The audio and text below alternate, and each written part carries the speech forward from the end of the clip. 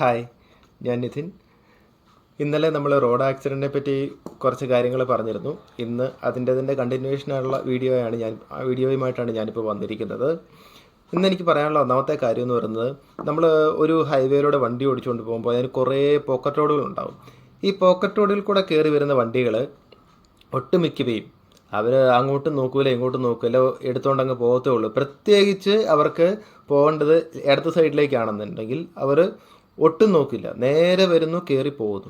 ഇത് അപകടം ഉണ്ടാക്കാൻ ഒത്തിരി ചാൻസ് ഉള്ള ഒരു സംഗതിയാണ്. കാരണം എന്താണെന്ന് വെച്ച് കഴിഞ്ഞാൽ ഈ ഹൈവേ കൂടെ വരുന്ന വണ്ടി എങ്ങനെ പോയാലും നല്ല സ്പീഡിൽ തന്നെയായിരിക്കും വരുന്നത്.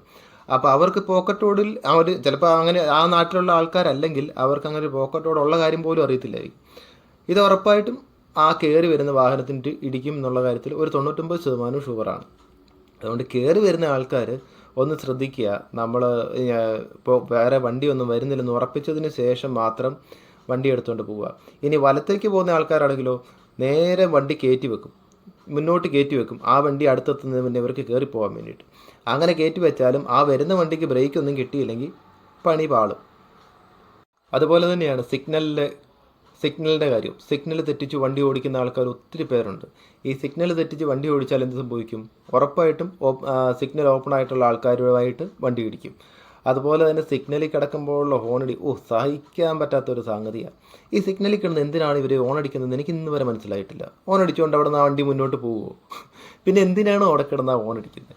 അതുപോലെ തന്നെ നമ്മൾ വണ്ടി ഓടിച്ചുകൊണ്ടിരിക്കുന്ന സമയത്ത് പുറകിൽ നിന്ന് വരുന്ന വാഹനങ്ങൾ അടിക്കുന്ന ഓണ്, ചില ഓണൊക്കെ കേട്ട് കഴിഞ്ഞാൽ നമ്മൾ ഞെട്ടിത്തെരിച്ചു പോകും. ആ ഒരു ഒറ്റ ഞെട്ടൽ മതി നമ്മുടെ കയ്യിൽ നിന്ന് വണ്ടി പോകാനും ആ വണ്ടി പോയി വേദന മാട്ടേ കയറാനും.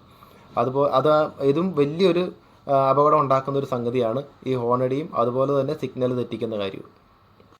പിന്നെ ഞാൻ ചോദിക്കുന്ന ചോദ്യമാണ്, നമ്മുടെ നാട്ടിൽ എന്തിനാണ് ഈ സീബ്ര ലൈൻ എന്ന് പറയുന്നൊരു സംഗതി? സീബ്ര ലൈനിൽ ചോട്ടി വന്ന് നിന്നാൽ പോലും ഒരു വണ്ടിക്കാരനും മൈൻഡ് ചെയ്യുന്നത് ഞാൻ ഇന്ന് വരെ കണ്ടിട്ടില്ല. അത് ആക്ച്വലി നമ്മൾ പഠിക്കുമ്പോൾ, നമ്മൾ ഡ്രൈവിംഗ് ലൈസൻസ് എടുക്കാൻ വേണ്ടിയിട്ട് പഠിക്കുന്ന സമയത്ത് പ്രത്യേകം പറയുന്നൊരു കാര്യമാണ്, സീബ്ര ലൈനിൽ ഒരാൾ റോഡ് ക്രോസ് ചെയ്യാൻ വെയിറ്റ് ചെയ്യുന്നുണ്ടെങ്കിൽ നമ്മുടെ വണ്ടി അവിടെ നിർത്തിക്കൊടുത്ത് ആ ആൾ പോയതിന് ശേഷം മാത്രമേ മുന്നോട്ട് പോകാവൂ എന്ന്. പക്ഷേ ഇന്ന് വരെ അങ്ങനെ ചെയ്യുന്നത് എൻ്റെ ജീവിതത്തിൽ ഞാൻ കണ്ടിട്ടില്ല. അതുപോലെ തന്നെ വേറൊരു കാര്യമുണ്ട് കേട്ടോ, നടന്നു പോകുന്ന ആൾക്കാർ അവർ റോഡ് ക്രോസ് ചെയ്യുന്നതും ഒക്കെ ഭയങ്കര കോമഡിയാണ് കണ്ടു കഴിഞ്ഞാൽ. കാരണം ഇടത്തോട്ട് ഒരു റോഡ് ഈ സൈഡിൽ നിന്ന് ആ സൈഡിലേക്ക് ക്രോസ് ചെയ്യണമെങ്കിൽ അവരാദ്യം നോക്കുന്നത് ഇടത്ത് സൈഡിലേക്കാണ്, വലത്ത് സൈഡിലേക്ക് നോക്കത്തില്ല. വലത്ത് സൈഡിൽ നിന്ന് വണ്ടി വരെ ഇടിക്കില്ലെന്നാണ് അവരുടെ വിചാരം തോന്നുന്നത്. ചില അമ്മച്ചിമാരുടെയൊക്കെ പോക്ക് കണ്ടു കഴിഞ്ഞാൽ എൻ്റെ അപ്പോ ഒരു ഒത്തും പിടിയും കിട്ടത്തില്ല. ഇവർക്ക് തന്നെ ഈ സൈഡിൽ വണ്ടി ഇല്ലെന്ന് വണ്ടി ഒന്നും കാണത്തില്ലെന്ന് നമ്മൾ ചിന്തിച്ചു പോകും. അവരപ്പുറത്തെ ഓപ്പോസിറ്റ് സൈഡ് നോക്കി മാത്രമേ അവർ റോഡ് ക്രോസ് ചെയ്യാറുള്ളൂ. പിന്നെ ഈ സീബ്ര ലൈൻ എന്ന് പറയുന്ന സംഗതി ഉപയോഗിക്കാറുമില്ല. സീബ്ര ലൈനിൽ അല്ലാതെ ക്രോസ് ചെയ്ത് കഴിഞ്ഞാൽ നടക്കുന്ന ആൾക്കാർക്ക് ഒരു ആക്സിഡൻറ്റ് ഉണ്ടായി കഴിഞ്ഞാൽ അവർക്കൊരു കുറച്ച് ഇത് കൂടുതലുണ്ടെന്ന്, പ്രയോറിറ്റി കൂടുതലുണ്ടെന്നുള്ളത് ശരിയാണ്. പക്ഷേ അത് സീബ്ര ലൈനിൽ കൂടെ കടക്കുമ്പോൾ മാത്രമാണ് അവർക്ക് ആ പ്രയോറിറ്റി കിട്ടുക. അല്ല അതൊരു മനുഷ്യനും സീബ്ര ലൈൻ, ഞാൻ ഈയിടെയായിട്ട് കാണുന്ന ഒരു കാര്യമാണ്, സീബ്ര ലൈൻ ഉണ്ട് തൊട്ടിപ്പുറത്ത്, സീബ്ര ലൈനെ തൊടുവില്ല, കാല് തൊടുവില്ല, അതിന് കുറേ ഇച്ചിപ്പുറത്തൂടെ മാറിയിട്ട് അവർ ക്രോസ് ചെയ്തുള്ളൂ. അതെന്താണ് മനുഷ്യന് നിയമം പാലിച്ചാൽ എനിക്ക് ഇന്ന് വരെ മനസ്സിലായിട്ടില്ല. അതെന്താ അങ്ങനെ? നിങ്ങൾക്ക് എന്തെങ്കിലും അങ്ങനെ തോന്നുന്നുണ്ടെങ്കിൽ അതിനെക്കുറിച്ച് ഒന്ന് കമൻറ്റ് ചെയ്യണം കേട്ടോ. പിന്നെയുള്ളത് നമ്മുടെ ഗവൺമെൻറ്റിൻ്റെ ഭാഗത്തു നിന്നാണ്. കാരണം നല്ല റോഡുകൾ ആക്സിഡൻറ്റുകൾ ഒത്തിരി കുറയ്ക്കും.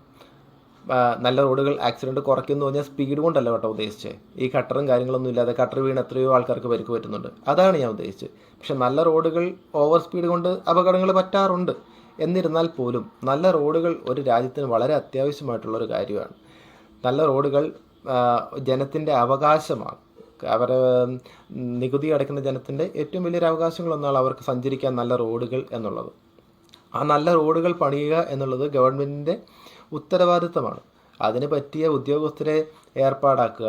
അതിന് പറ്റിയല്ലാത്ത ഉദ്യോഗസ്ഥരുണ്ടെങ്കിൽ അവരുടെ വീട്ടിൽ പോയിരുന്നോളാൻ പറയുക, അതാണ് ചെയ്യേണ്ടത്. പിന്നെ മന്ത്രിമാരും MLA മാരും MP മാരും ഇങ്ങനെയുള്ള ആൾക്കാരൊക്കെ കൈയിട്ട് വരുന്നുണ്ടോയെന്നൊന്നും എനിക്കറിയില്ല. എനിക്ക് എൻ്റെ അതിൻ്റെ തെളിവുകളും കാര്യങ്ങളൊന്നും ഇല്ല, പറഞ്ഞു കേട്ടുള്ള അറിവാണ്. കൈയിട്ട് വരുന്നു, അവർ അതുകൊണ്ടാണ് നല്ല റോഡുകൾ വരാത്തതെന്നൊക്കെ പറയുന്നു. ചില റോഡുകളൊക്കെ ഇപ്പോഴും നല്ല രീതിയിൽ പോകുന്ന റോഡുകളുണ്ട്. അതിൻ്റെ പണിത കോൺട്രാക്ടർമാരെല്ലാം ആത്മഹത്യയും ചെയ്തിട്ടുണ്ട്. അപ്പോൾ ഇതിൽ നിന്നൊക്കെ നമുക്ക് മനസ്സിലാക്കേണ്ടി വരുന്നത്, ചിലപ്പം അതിനകത്ത് എന്തെങ്കിലും പ്രശ്നങ്ങളുണ്ടാവുമല്ലോ, ഇങ്ങനത്തെ എന്തെങ്കിലും പ്രശ്നങ്ങളുണ്ടാവും എന്ന് തന്നെയാണ് മനസ്സിലാക്കേണ്ടത്. എന്തായാലും ഇന്നത്തെ എൻ്റെ വീഡിയോ ഇവിടെ അവസാനിപ്പിക്കുന്നു. നാളെ മറ്റൊരു വിഷയമായിട്ട് ഞാൻ വരുന്നതായിരിക്കും. എല്ലാവർക്കും നന്ദി. അതുപോലെ എൻ്റെ വീഡിയോ സബ്സ്ക്രൈബ് വളരെ കുറവാണ്. നിങ്ങളൊക്കെ ഒന്ന് കണ്ടതിന് ശേഷം നിങ്ങൾക്ക് നല്ലതാണെന്ന് തോന്നുവാണെങ്കിൽ ഒന്ന് സബ്സ്ക്രൈബ് ചെയ്ത് കമൻറ്റൊക്കെ ഇട്ട് ഒന്ന് ഷെയറൊക്കെ ചെയ്ത് ഒന്ന് പ്രോത്സാഹിപ്പിക്കുക. Thank you.